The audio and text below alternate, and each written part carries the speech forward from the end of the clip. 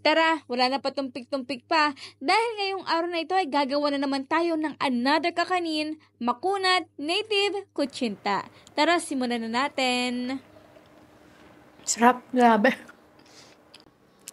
At para sa ating first layer, ang maglalagay ako dito ng 1 cup ng all-purpose flour, 1 cup ng cassava flour, asin, 1 cup ng brown sugar or light brown sugar. Haluin lang muna natin ito. Maglalagay tayo dito ng ating 2.5 cups ng tubig. 2 teaspoon ng lihiya. Siyempre, haluin natin ito. So, makikita niya may mga buo-buo pa dyan. Naku, okay lang yan. Sasalain naman natin ito.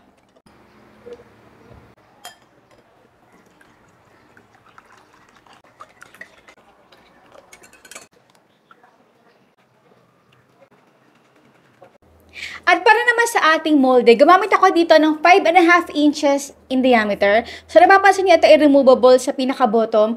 Kaya nalagay ako dito ng parchment paper to support at ng ating banana leaves. So, ito ay medyo marami sa ating molde. Okay lang yon. So, ang gagawin natin dito ay kakalahatiin natin yung ating mixture.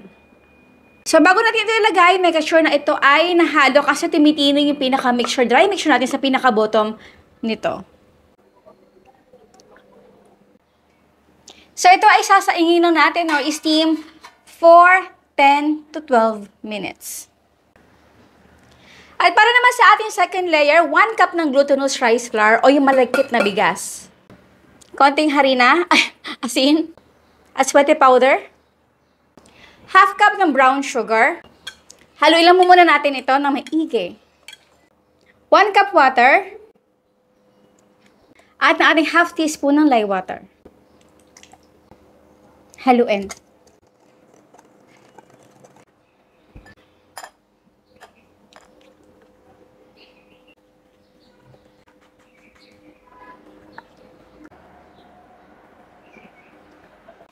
So, after 10 minutes, bigyan na natin dito yung ating second layer. Manipis lang dapat yung ating second layer. Ngayon, isip natin ito for another 15 to 20 minutes.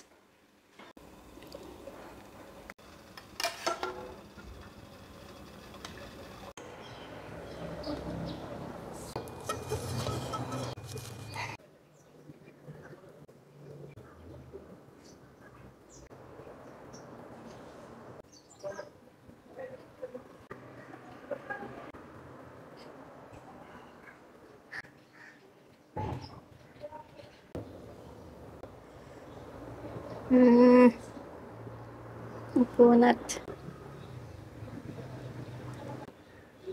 Ayun, hindi mawawala ang ating homemade yema spread, ating fresh na nyog.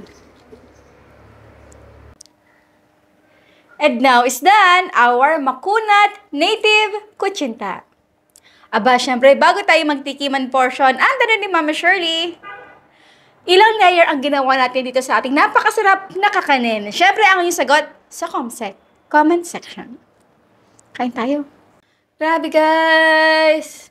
Ito yung isa sa pinaka-paborito ko talagang kakanin. Kutsinta. The best. Especially kapag ito ay sinasansaw sa yema, tsaka sa niyog. Kain po tayo. Ang sarap. Okay.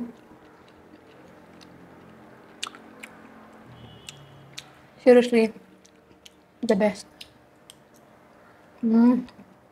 Kunat. Ayan, kinamay ko na. So, ito ay ikukunat test natin kung talaga bang approve. Sarap.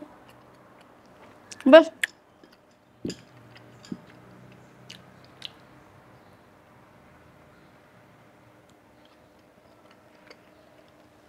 Sarap. Grabe.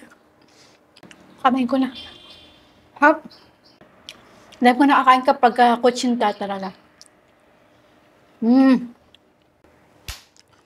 So, sige po guys. Maraming po salamat sa inyo lahat. Ang ating outro. Keep safe, be healthy, and be happy. Bye!